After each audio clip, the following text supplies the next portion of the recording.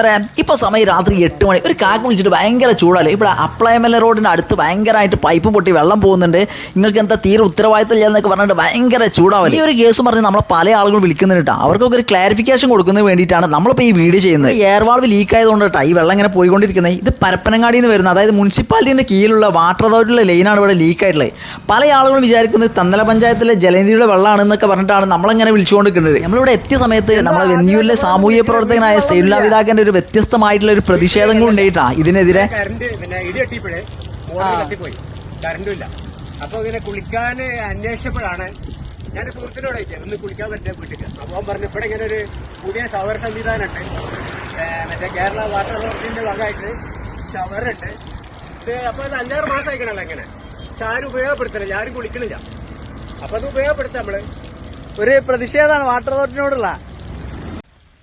ഇതാണ് water അതോറിറ്റിന്റെ tap, ഇത് ജലനിധിന്റെ tap. ഇതാണ് വാട്ടർ അതോറിറ്റിന്റെ ജലനിധിന്റെ മീറ്റർ.